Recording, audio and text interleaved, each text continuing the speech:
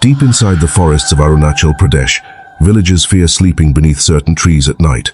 People say something lives there, not an animal, not a human, but a spirit called the Yapoam, and anyone who meets it never returns the same.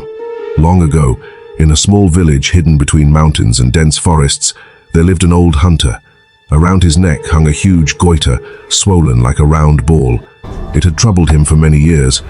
Some villagers believed it was a curse, while others said the forest itself had marked him.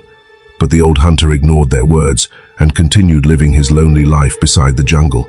One cold morning before sunrise, the hunter picked up his weapon and entered the forest in search of food. Hour after hour passed, but he could not find a single animal. As evening arrived, darkness slowly swallowed the jungle. The old man became exhausted, hungry, and frightened when he realized he had lost his way. Every direction looked the same. The deeper he walked, the stranger the forest became. The trees looked twisted, the air turned icy cold, and somewhere far away he heard the soft laughter of a child echoing through the darkness. Fear crawled into the hunter's heart, but he was too tired to continue walking. Finally, he found a gigantic old tree standing alone in the middle of the forest. Its branches stretched across the sky like giant arms. Without knowing the danger, the hunter lay beneath the tree and slowly fell asleep.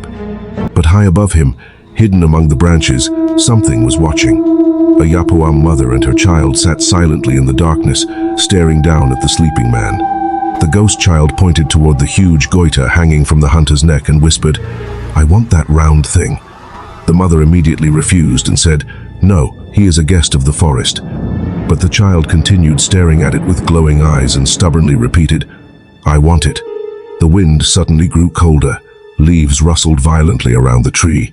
Finally, the Yapoam mother slowly climbed down from the branches upside down like a spider.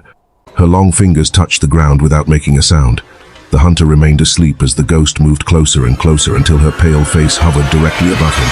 Then she touched the goiter. At once, a strange glowing light surrounded the swollen lump. The hunter's body twitched in his sleep as the goiter slowly separated from his neck and floated into the air like a glowing ball. The Yapoam picked it up gently, climbed back into the tree, and handed it to her child. The ghost child laughed happily and began playing with the glowing ball, while strange whispers echoed through the forest. Then suddenly, everything became silent once again. The next morning, sunlight broke through the trees and the hunter woke up. He touched his neck and froze in shock. The goiter was completely gone. For the first time in years, his neck felt light. Filled with happiness, he hurried back to the village and told everyone what had happened beneath the giant tree in the forest. The villagers were amazed, but among them stood another man who also had a large goiter on his neck. Greed slowly entered his mind. He thought, if the forest cured him, then it can cure me too. The very next day, the man secretly entered the jungle and searched for the same tree. By nightfall, he finally found it. Even though fear shook his body, greed was stronger, so he lay beneath the tree and pretended to sleep. Above him, the Yapoam child was still playing with the glowing ball taken from the old hunter. But now the child had grown bored and complained to its mother, "I don't want this anymore. Put it back." The Yapoam mother nodded slowly. Neither of them knew that this man already had another goiter on his neck. The ghost climbed down from the tree once again as the forest became freezing cold. The man kept his eyes tightly shut while fear pounded inside his chest. Slowly, the Yapoam placed the glowing ball back onto his neck. Instantly, it attached itself beside the old goiter. Then the ghost disappeared into the darkness. When morning arrived, the man woke up smiling confidently.